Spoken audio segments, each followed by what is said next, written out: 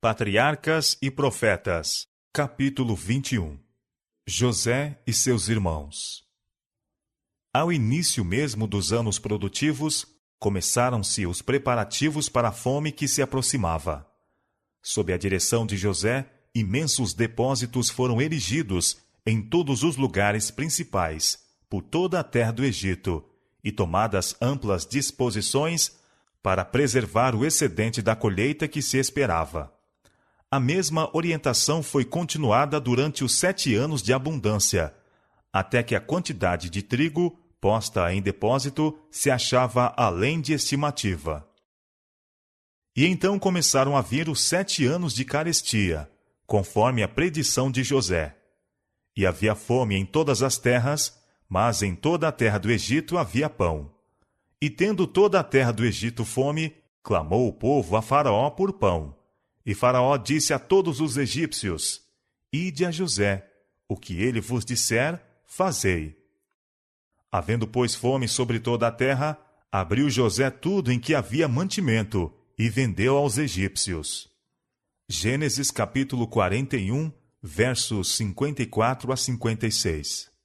A fome estendeu-se à terra de Canaã, e foi severamente sentida naquela parte do país em que Jacó habitava. Ouvindo falar da provisão abundante feita pelo rei do Egito, 10 dos filhos de Jacó viajaram para ali a fim de comprar trigo. À sua chegada foram encaminhados ao agente do rei, e juntamente com outros pretendentes vieram apresentar-se perante o governador da terra. E eles inclinaram-se ante ele, com a face na terra. José, pois, conheceu os seus irmãos, mas eles não o conheceram. Seu nome hebreu tinha sido mudado por outro, concedido pelo rei, e pouca semelhança havia entre o primeiro-ministro do Egito e o rapaz que haviam vendido aos ismaelitas. Quando José viu os irmãos curvarem-se e fazendo-lhe mesuras, seus sonhos vieram-lhe à mente, e as cenas do passado surgiram vividamente diante dele. Seu olhar penetrante, examinando o grupo, descobriu que Benjamim não estava entre eles. Teria ele também caído como vítima da traiçoeira crueldade daqueles homens ferozes? Decidiu-se a saber a verdade. Vós sois espias, disse ele severamente, e vieste para ver a nudez da terra. Eles responderam: Não, senhor meu, mas teus servos vieram comprar alimento. Todos nós somos filhos de um varão, somos homens de retidão, os teus servos não são espias. Desejou saber se possuíam o mesmo espírito altivo que tinham quando com ele estava, e bem assim tirar deles alguma informação com relação à sua casa. Bem sabia, contudo, quão enganadores poderiam ser as suas declarações. Repetiu a acusação, e eles replicaram: Nós, teus servos, somos 12 irmãos, filho de um varão da terra de Canaã, e eis que o mais novo está com nosso pai hoje, mas um já não existe. Dizendo-se estar em dúvida quanto à veracidade de sua história e considerá-los ainda como espias, o governador declarou que os provaria, exigindo deles que ficassem no Egito até que um deles fosse e trouxesse seu irmão mais moço. Se não consentissem nisto, deveriam ser tratados como espias. Mas, com tal disposição, os filhos de Jacó não poderiam concordar, visto que o tempo exigido para levá-la a efeito faria com que suas famílias sofressem pela falta de alimento. E quem entre eles empreenderia a viagem sozinho, deixando seus irmãos na prisão? Como poderia esse encontrar o pai em tais circunstâncias? Parecia provável que seriam mortos ou escravizados. E se Benjamim fosse trazido, poderia ser apenas para participar da sorte deles. Decidiram-se a ficar e sofrer juntos, em vez de trazerem novas tristezas ao pai pela perda do único filho que lhe restava. Em conformidade com isto, foram lançados na prisão, onde ficaram 3 dias. Durante os anos em que José estivera separado dos irmãos, estes filhos de Jacó se haviam mudado em seu caráter. Invejosos, turbulentos, enganadores, cruéis e vingativo tinham eles sido. Mas agora, quando provados pela adversidade, mostraram-se abnegados, leais uns para com os outros, dedicados ao Pai, e sendo eles homens de idade mediana, sujeitos à sua autoridade. Os 3 dias na prisão egípcia foram de amargurada tristeza, ao refletirem os irmãos em seus pecados passados. A menos que Benjamim pudesse ser trazido, parecia certa a convicção a respeito deles como espias, e pouca esperança tinham de obter o consentimento de seu pai para a ausência de Benjamim.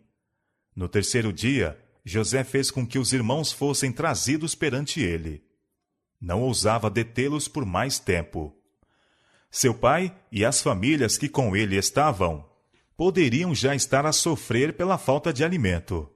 Fazei isto, e vivereis, disse ele, porque eu temo a Deus. Se sois homens de retidão, que fique um de vossos irmãos, preso na casa de vossa prisão, e vós, ide, levai trigo para a fome de vossa casa, e trazei-me o vosso irmão mais novo, e serão verificadas as vossas palavras, e não morrereis. Esta proposta concordavam em aceitar, exprimindo embora pouca esperança de que seu pai deixasse Benjamim vir com eles.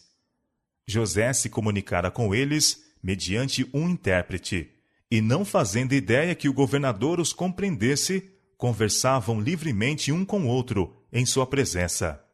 Acusavam-se com relação ao tratamento que deram a José. Na verdade, somos culpados acerca desse nosso irmão, pois vimos a angústia de sua alma quando nos rogava. Nós, porém, não ouvimos, por isso vem sobre nós esta angústia.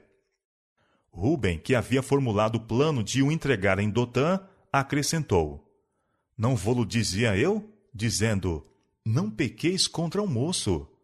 Mas não ouvistes, e vedes aqui, o seu sangue também é requerido. José, ouvindo, não pôde dominar suas emoções, e saiu e chorou.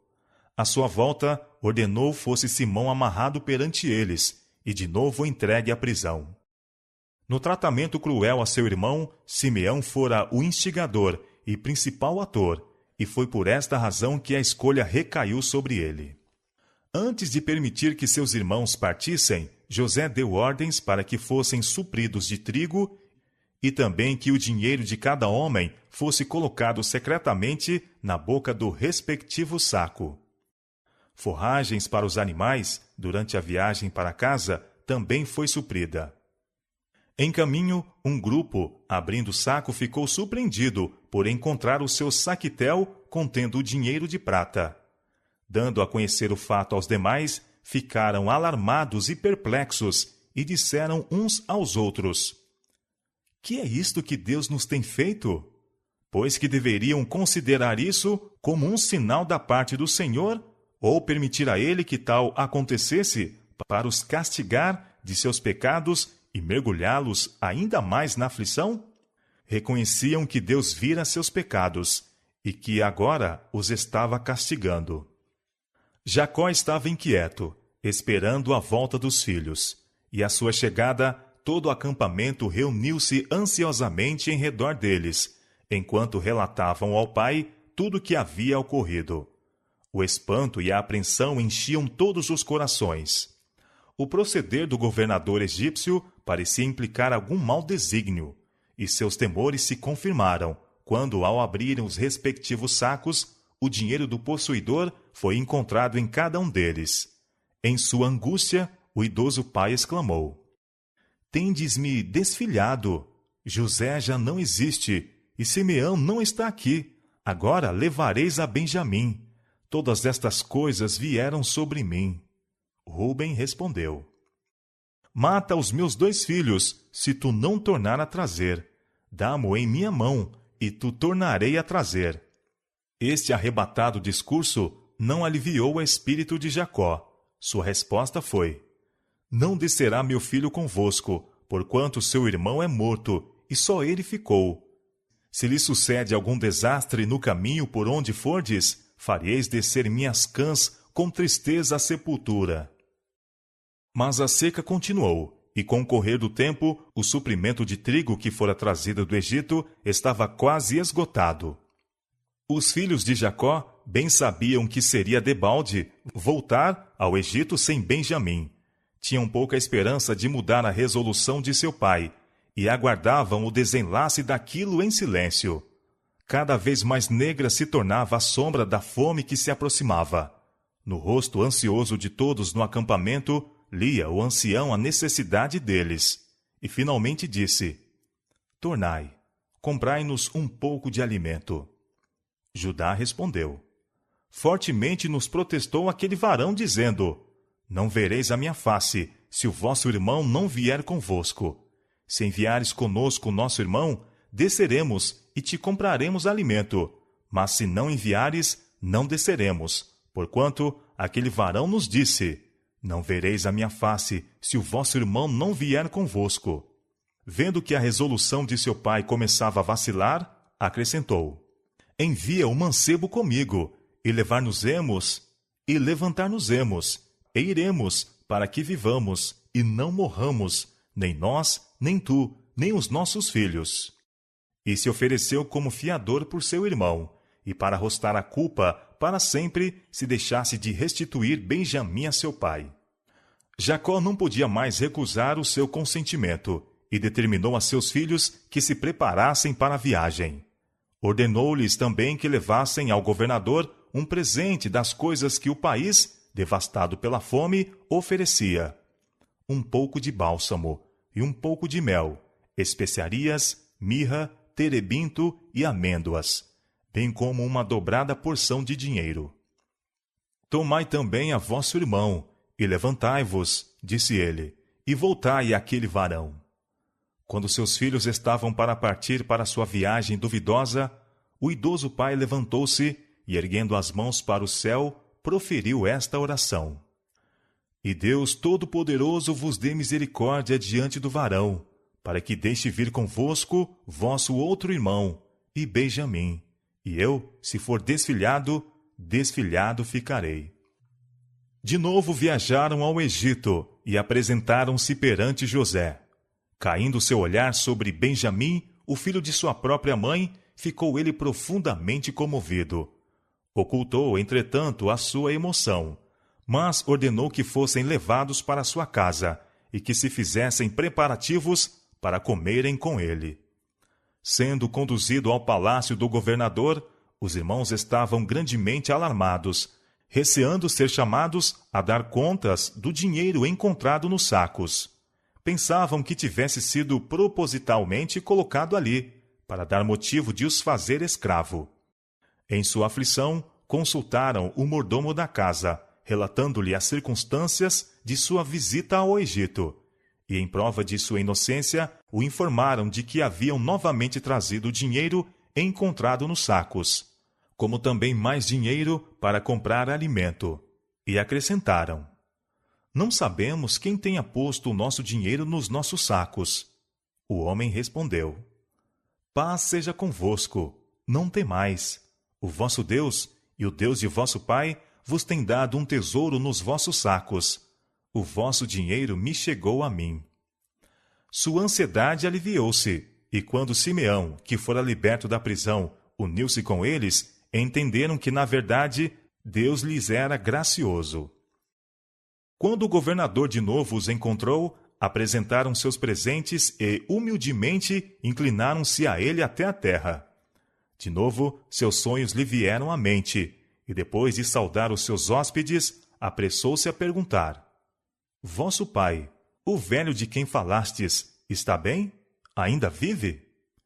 Bem está o teu servo, nosso pai vive ainda. Foi a resposta, enquanto de novo se inclinaram. Então seu olhar repousou em Benjamim e disse: Este é o vosso irmão mais novo de quem me falastes? Deus te abençoe, meu filho. Mas, dominado pelos sentimentos de ternura, nada mais pôde dizer. Entrou na câmara e chorou ali. Tendo recuperado o domínio de si, voltou, e todos deram início ao banquete. Pelas leis de castas, aos egípcios era vedado comer com o povo de qualquer outra nação. Os filhos de Jacó tinham, portanto, uma mesa para si, enquanto o governador, por causa de sua elevada posição, comia só, e os egípcios também tinham suas mesas separadas. Quando todos estavam sentados, os irmãos ficaram surpresos por ver que estavam dispostos na ordem exata, segundo suas idades. José apresentou-lhes as porções que estavam diante dele, mas a de Benjamim foi 5 vezes mais a de qualquer deles. Por este sinal de favor para com Benjamim, esperava averiguar se o irmão mais moço era olhado com a inveja e ódio que para com ele foram manifestados. Supondo ainda que José não compreendia sua língua, os irmãos conversavam livremente uns com os outros. Assim teve ele boa oportunidade de conhecer seus verdadeiros sentimentos. Desejava ainda prová-los mais, e antes de sua partida, ordenou que seu próprio copo de prata fosse escondido no saco do mais moço. Alegremente partiram para sua volta. Simeão e Benjamim estavam com eles. Seus animais estavam carregados de trigo, e todos entendiam haver escapado em segurança dos perigos que pareciam cercá-los. Todavia, apenas tinham alcançado os arredores da cidade quando foram surpreendidos pelo mordomo do governador, que proferiu a incisiva pergunta: Por que pagaste mal por bem? Não é este o copo por que bebe meu senhor? E em que ele bem adivinha? Fizestes mal no que fizestes.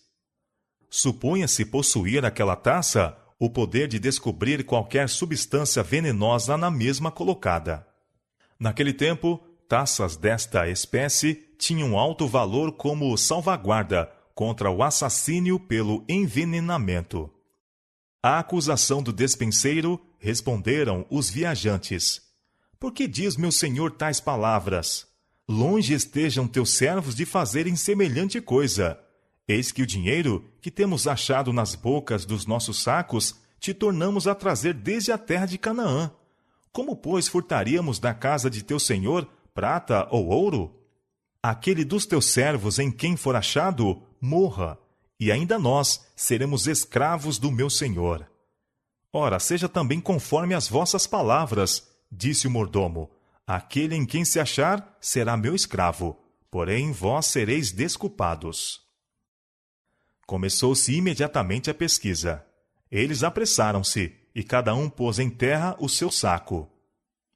E o mordomo examinou cada um, começando com de Ruben, e fazendo-o por ordem, até o do mais moço. No saco de Benjamim foi encontrado o copo. Os irmãos rasgaram as vestes em sinal de completa desgraça, e vagarosamente voltaram à cidade. Em virtude de sua própria promessa, Benjamim estava condenado a uma vida de escravidão. Acompanharam o mordomo até o palácio, e, encontrando ainda ali o governador, prostraram-se diante dele. Que é isto que fizestes? Disse ele. Não sabeis vós que tal homem como eu bem adivinha? José tencionava extorquir-lhes o reconhecimento de seu pecado. Nunca pretendera o poder de adivinhação, mas queria fazê-los crer que podia ler os segredos de suas vidas. Judá respondeu: Que diremos a meu senhor? Que falaremos? E como nos justificaremos? Achou Deus a iniquidade de teus servos. Eis que somos escravos de meu senhor, tanto nós como aquele em cuja mão foi achado o copo. Longe de mim que eu tal faça, foi a resposta. O varão em cuja mão o copo foi achado, aquele será meu servo. Porém vós subi em paz para vosso pai. Em sua profunda angústia, Judá respondeu: Ai, Senhor meu, peço-te, o teu servo dizer uma palavra aos ouvidos de meu senhor, e não se acenda a tua ira contra o teu servo, porque tu és como Faraó.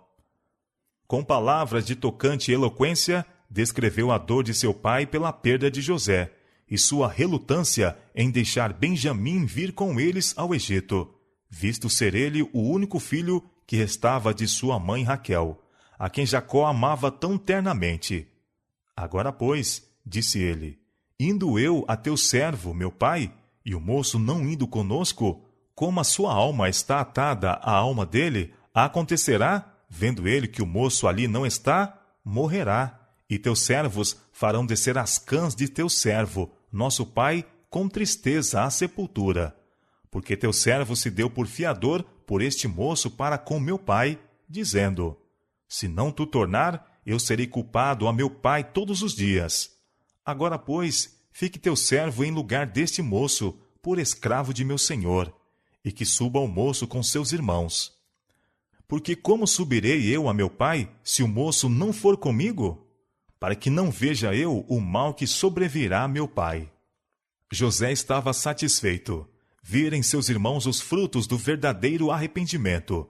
Ouvindo o nobre oferecimento de Judá, deu ordens para que todos, exceto aqueles homens, se retirassem. Então, chorando em voz alta, exclamou: eu sou José. Vive ainda meu pai? Seus irmãos ficaram imóveis, mudos de temor e espanto. Era governador do Egito seu irmão José, aquele irmão a quem invejavam e teriam morto, e que finalmente venderam como escravo. Todos os seus maus tratos ao mesmo passaram diante deles. Lembraram-se como tinham desprezado seus sonhos e agido para impedir o seu cumprimento. Haviam, contudo, desempenhado o papel no cumprimento desses sonhos, e agora que estavam completamente em seu poder, vingar-se-ia ele indubitavelmente do mal que tinha sofrido. Vendo sua confusão, disse bondosamente: peço-vos, chegai-vos a mim. E aproximando-se eles, continuou: eu sou José, vosso irmão, a quem vendestes para o Egito. Agora, pois, não vos entristeçais, nem vos pese aos vossos olhos por me haverdes vendido para cá, porque para a conservação da vida Deus me enviou diante da vossa face. Entendendo que já haviam sofrido muito pela sua crueldade para com ele, procurou nobremente banir seus temores e diminuir a amargura da exprobração a si mesmos. Porque, continuou ele, já houve 2 anos de fome no meio da terra, e ainda restam 5 anos em que não haverá lavoura nem cega.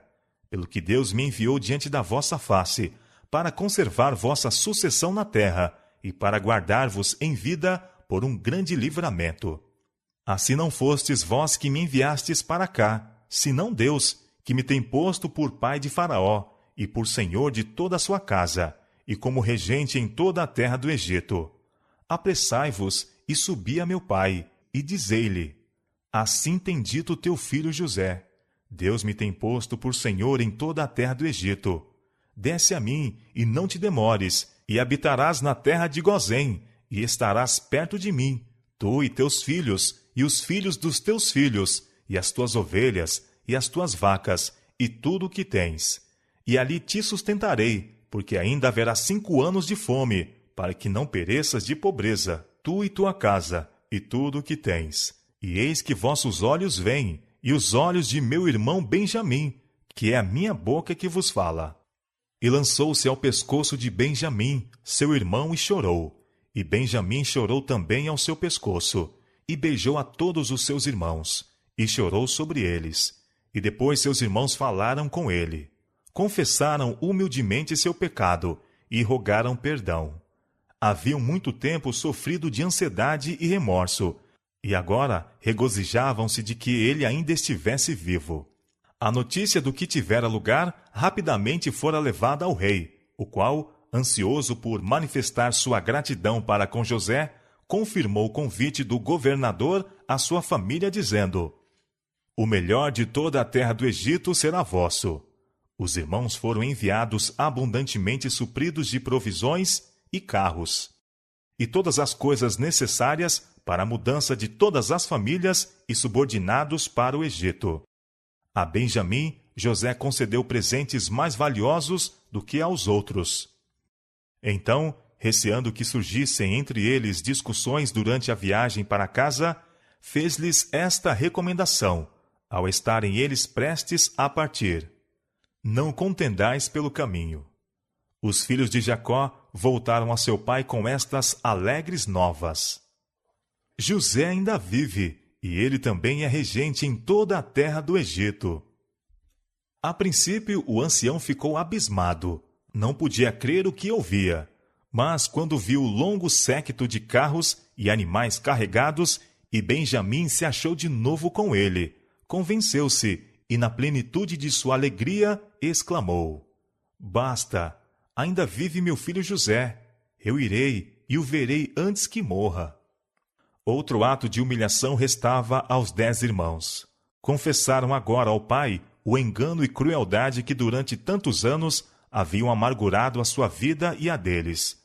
Jacó não suspeitara ser incapaz de pecado tão vil, mas viu que tudo tinha sido encaminhado para o bem, e perdoou e abençoou seus filhos erradios. O pai e seus filhos, juntamente com as famílias destes, os seus rebanhos e gado, e numerosos agregados, logo estavam a caminho para o Egito. Com alegria de coração, prosseguiram em sua viagem, e quando chegaram a Berseba, o patriarca ofereceu gratos sacrifícios e rogou ao Senhor que lhe concedesse a segurança de que com eles iria. Em visão da noite, veio-lhe a palavra divina: Não temas descer ao Egito, porque eu te farei ali uma grande nação. E descerei contigo ao Egito, e certamente te farei tornar a subir. A asseveração, não temas descer ao Egito, porque eu te farei ali uma grande nação, era significativa. A Abraão fora feita a promessa de uma posteridade inumerável, como as estrelas. Mas, por enquanto, o povo escolhido não havia aumentado senão vagarosamente. E agora, a terra de Canaã não oferecia campo para o desenvolvimento de uma nação tal como fora predita. Estava na posse de poderosas tribos gentílicas que não deveriam ser despojadas até a 4ª geração. Se os descendentes de Israel deviam ali tornar-se um povo numeroso, teriam de ou expulsar os habitantes da terra ou dispersar-se entre eles. Não podiam fazer de acordo com a primeira alternativa, em conformidade com a disposição divina. E se eles se misturassem com os cananeus, estariam em perigo de serem seduzidos à idolatria. O Egito, contudo, oferecia as necessárias condições para o cumprimento do propósito divino. Uma região do país, bem regada e fértil, foi-lhes aberta ali, proporcionando toda a vantagem para o seu rápido aumento.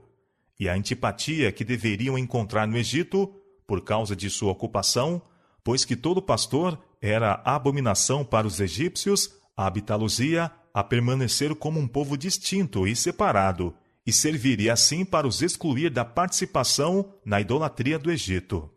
Chegando ao Egito, a multidão encaminhou-se diretamente para a terra de Gozém. Ali chegou José em seu carro oficial, acompanhado de uma comitiva principesca. O esplendor do que o cercava e a dignidade de sua posição foram semelhantemente esquecidos. Um pensamento apenas lhe enchia a mente. Um anelo fremia seu coração. Vendo ele os viajores que se aproximavam, o amor cujos anseios por tantos longos anos havia sido reprimidos, não mais foi dominado. Saltou do carro e apressou-se a dar as boas-vindas ao pai, e lançou-se ao seu pescoço e chorou sobre o seu pescoço longo tempo. E Israel disse a José: Morra eu agora, pois já tenho visto o teu rosto, que ainda vives. José levou 5 de seus irmãos para os apresentar a Faraó, e recebeu dele a concessão da terra para sua futura morada. A gratidão para com seu primeiro-ministro teria levado o monarca a honrá-los, designando-os para cargos de estado. José, porém, fiel ao culto a Jeová, procurou salvar seus irmãos das tentações a que estariam expostos em uma corte gentílica. Portanto, aconselhou-os a que, quando fossem interrogados pelo rei, lhe contassem francamente sua ocupação. Os filhos de Jacó seguiram esse conselho, tendo também o cuidado de declarar que tinham vindo para peregrinar na terra, não para se tornarem habitantes permanentes ali, reservando assim o direito de partirem, se o quisessem. O rei indicou-lhes uma morada oferecida no melhor da terra, o território de Gozém. Não muito tempo depois de sua chegada, José trouxe também a seu pai para ser apresentado a Faraó. O patriarca era um estranho nas cortes reais, mas entre as cenas sublimes da natureza tinha tido comunhão com o monarca mais poderoso, E agora, em uma consciente superioridade, levantou as mãos e abençoou a Faraó. Em sua primeira saudação a José, Jacó falara como se estivesse pronto a morrer, depois daquele feliz termo a sua longa ansiedade e tristeza. Mas 17 anos deveriam ainda ser-lhe concedido no retiro pacífico de Gozém. Estes anos estiveram em feliz contraste com aqueles que os precederam. Viu em seus filhos provas de verdadeiro arrependimento. Viu sua família rodeada de todas as condições necessárias ao desenvolvimento de uma grande nação. E sua fé apegou-se à segura promessa de seu futuro estabelecimento em Canaã. Ele próprio estava cercado de todo indício de amor e favor que o primeiro-ministro do Egito poderia conferir. E feliz na companhia de seu filho durante tanto tempo perdido, desceu calma e pacificamente à sepultura. Sentindo aproximar-se a morte, mandou chamar José. Atendendo-se ainda firmemente à promessa de Deus relativa à posse de Canaã, disse: Rogo-te que não me enterres no Egito, mas que eu jaza com meus pais. Por isso me levarás do Egito e me sepultarás na sepultura deles. José prometeu fazê-lo, mas Jacó não estava satisfeito. Exigia um juramento solene para o depor ao lado de seus pais na cova de Macpela. Outro assunto importante reclamava a atenção. Os filhos de José deveriam ser com as devidas formalidades incluídos entre os filhos de Israel. José, vindo para a última entrevista com seu pai, trouxe consigo Efraim e Manassés. Estes jovens estavam ligados, por sua mãe, à mais elevada ordem do sacerdócio egípcio, e a posição de seu pai abria-lhes as portas da riqueza e distinção, caso preferissem eles unir-se aos egípcios. Era, entretanto, o desejo de José que eles se unissem ao seu próprio povo. Manifestou sua fé na promessa do concerto, renunciando em favor de seus filhos todas as honras que a corte do Egito oferecia, e isto para ter um lugar entre as desprezadas tribos de pastores, às quais foram confiados os oráculos de Deus. Disse Jacó: Os teus 2 filhos, que te nasceram na terra do Egito, antes que eu viesse a ti no Egito, são meus. Efraim e Manassés serão meus, como Rúben e Simeão. Deviam ser adotados como seus e tornar-se cabeças de tribos distintas. Assim, um dos privilégios da primogenitura, que Rúben havia perdido, recairia em José, uma dupla porção em Israel. A vista de Jacó estava obscurecida pela idade, e não notara a presença dos moços. Agora, porém, percebendo o contorno de suas formas, disse: Quem são estes? Sendo-lhe dito quem era, acrescentou: Peço-te, traze-mos aqui, para que eu os abençoe. Aproximando-se eles, o patriarca abraçou-os e beijou-os, pondo-lhes solenemente as mãos sobre a cabeça para abençoá-los. Proferiu então esta oração: O Deus em cuja presença andaram os meus pais, Abraão e Isaque, o Deus que me sustentou, desde que eu nasci até este dia, o anjo que me livrou de todo o mal, abençoe estes rapazes. Não havia então o espírito de dependência de si mesmo, nem confiava no poder e sagacidade humanos. Deus tinha sido seu preservador e apoio. Não havia queixa dos maus dias do passado.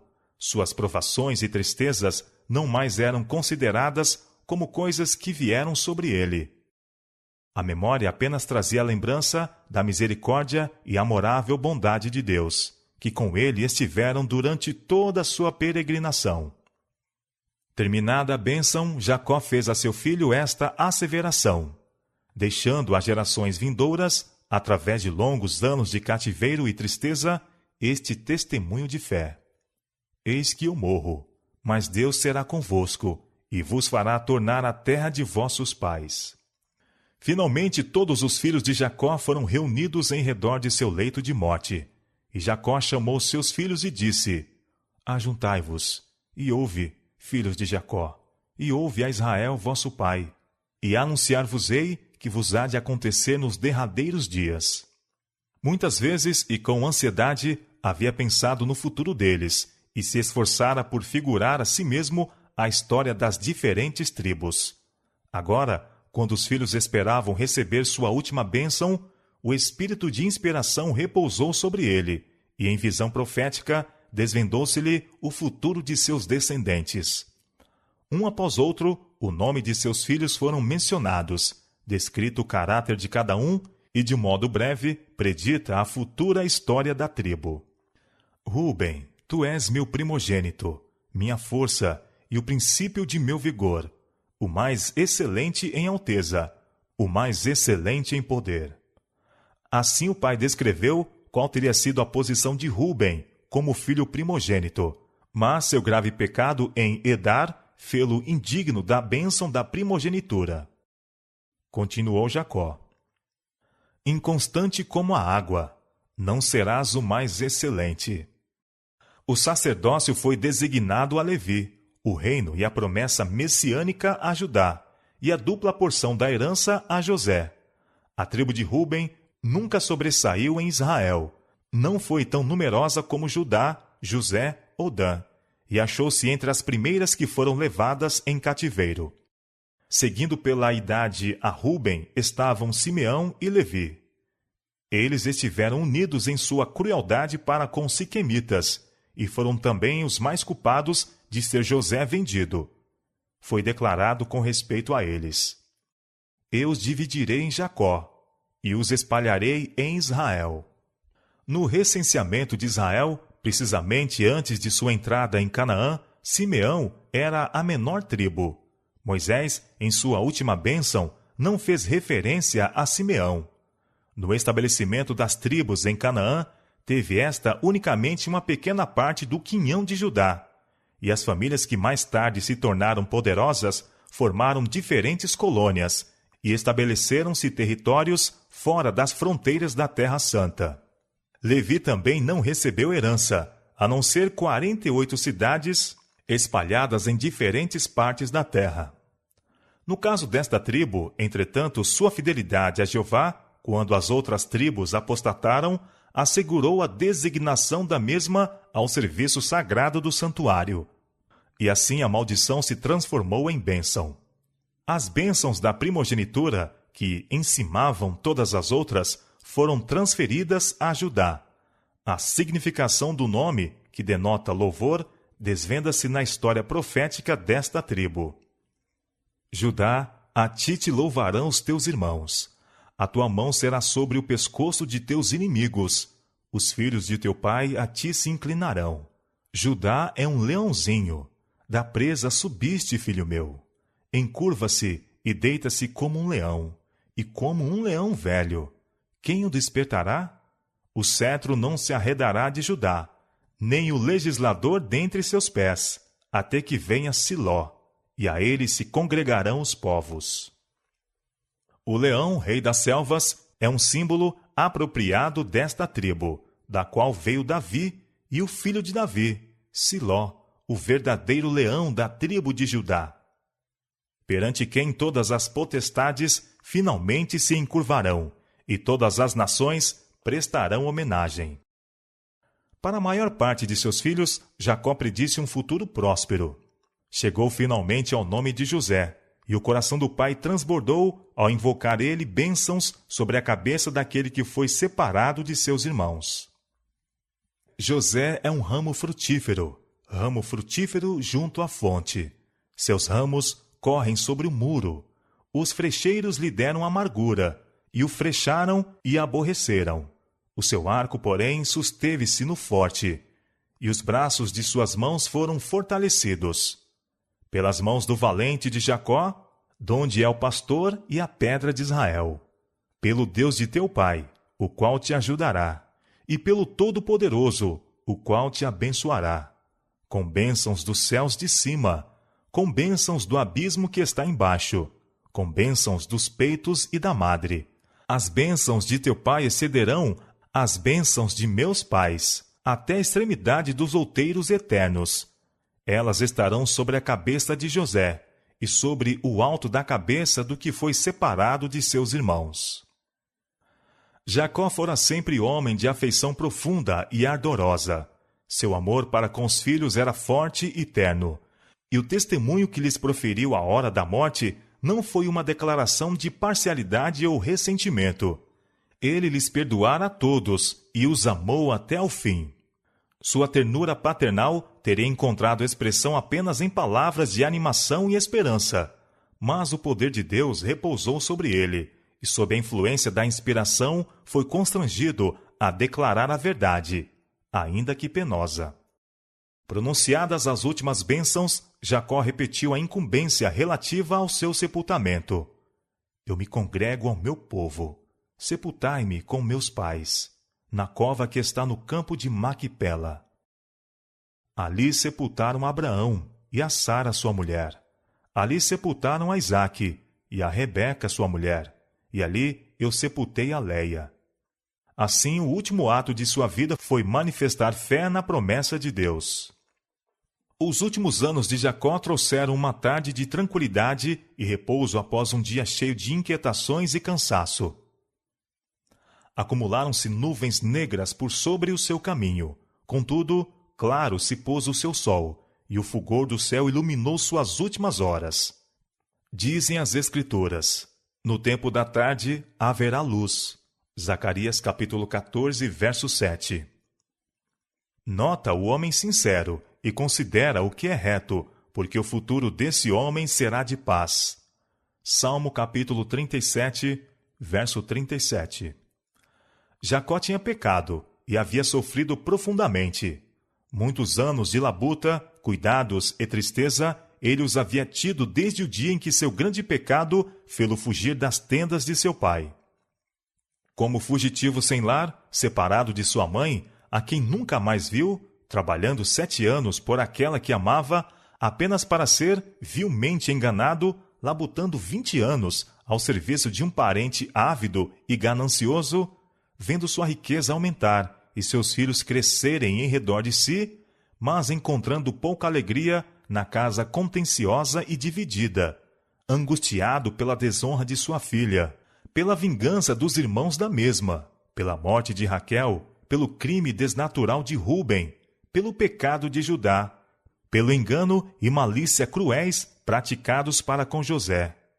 Quão longo e tenebroso é o catálogo de males que se estende à vista. Reiteradas vezes, colheu ele o fruto daquela primeira ação errada. Em frequentes ocasiões, viu repetir-se entre seus filhos os pecados de que ele próprio fora culpado. Mas, amarga como fora a disciplina, cumprira ele a sua obra. O castigo, se bem que atroz, produzira um fruto pacífico de justiça. A inspiração registra fielmente as faltas de homens bons, daqueles que se distinguiram pelo favor de Deus. Efetivamente, suas faltas são apresentadas de modo mais completo do que as virtudes. Isto tem sido objeto para a admiração de muitos e tem dado aos incrédulos ocasião para escarnecerem da Bíblia. É, porém, uma das mais fortes provas da verdade das Escrituras não serem os fatos explicados de maneira que os favoreça, nem suprimidos os pecados de seus principais personagens. A mente dos homens é tão sujeita ao preconceito que não é possível serem as histórias humanas absolutamente imparciais. Houvesse a Bíblia sido escrita por pessoas não inspiradas, e teria, sem dúvida, apresentado o caráter de seus homens honrados sob uma luz mais lisonjeira. Mas, assim como é, temos um registro exato de suas experiências. Homens a quem Deus favoreceu e a quem confiou grandes responsabilidades foram algumas vezes vencidos pela tentação e cometeram pecado, mesmo como nós, presentemente, esforçamo-nos, vacilamos e frequentemente caímos em erro. Sua vida, com todas as suas faltas e loucuras, estão patentes diante de nós, tanto para nossa animação como advertência. Se eles fossem representados como estando sem faltas, nós, com a nossa natureza pecaminosa, poderíamos desesperar-nos pelos nossos erros e fracassos. Mas, vendo onde outros lutaram através de desânimos semelhantes aos nossos, onde caíram sob a tentação como o temos feito, e como todavia se reanimaram e venceram pela graça de Deus, acoroçoamo-nos em nosso esforço para alcançar a justiça. Como eles, embora algumas vezes repelidos, recuperaram o terreno e foram abençoados por Deus, assim nós também podemos ser vencedores na força de Jesus. De outro lado, o registro de suas vidas pode servir como advertência para nós. Mostra que Deus de nenhuma maneira terá por inocente o culpado. Ele vê o pecado nos seus mais favorecidos e trata com o mesmo neles mais estritamente até do que naqueles que têm menos luz e responsabilidades. Depois do sepultamento de Jacó, o temor encheu novamente o coração dos irmãos de José. Apesar de sua bondade para com eles, uma culpabilidade consciente fê-los desconfiados e suspeitosos. Poderia ser que tão somente houvesse ele retardado a vingança por consideração a seu pai, e que agora, por seu crime, trouxesse sobre eles o castigo por tanto tempo adiado. Não ousaram aparecer diante dele, pessoalmente, mas enviaram a mensagem. Teu pai mandou, antes da sua morte, dizendo: assim direis a José: perdoa, rogo-te, a transgressão de teus irmãos e o seu pecado, porque te fizeram mal. Agora, pois, rogamo-te que perdoes a transgressão dos servos do Deus do teu pai. Esta mensagem afetou José até as lágrimas, e animados com isto, seus irmãos vieram e prostraram-se diante dele, com as palavras: eis-nos aqui por teus servos. O amor de José por seus irmãos era profundo e abnegado, e ele ficou compungido com o pensamento de que o julgassem capaz de acariciar um espírito de vingança para com eles. Não temais, disse ele, porque porventura estou eu no lugar de Deus? Vós bem intentastes mal contra mim, porém Deus o tornou em bem, para fazer como se vê neste dia, para conservar em vida um povo grande. Agora, pois, não temais, e eu vos sustentarei a vós e a vossos meninos. A vida de José ilustra a vida de Cristo. Foi a inveja que moveu os irmãos de José a vendê-lo como escravo. Tiveram a esperança de impedir que se tornasse maior do que eles. E quando foi levado para o Egito, lisonjearam-se de que não mais seriam perturbados com os seus sonhos, de que haviam removido toda a possibilidade de sua realização. Mas sua conduta foi superiormente dirigida por Deus a fim de levar a efeito o mesmo acontecimento que tensionavam impedir. Semelhantemente, os sacerdotes e anciãos judeus estavam invejosos de Cristo, receando que deles atraísse a atenção do povo. Mataram-no para impedir que se tornasse rei, mas estiveram desta maneira a efetuar este mesmo resultado. José, mediante seu cativeiro no Egito, tornou-se um salvador para a família de seu pai. Contudo, este fato não diminuiu a culpa de seus irmãos. Semelhantemente, a crucificação de Cristo pelos seus inimigos fez dele o redentor da humanidade, o salvador de uma raça decaída e governador do mundo inteiro.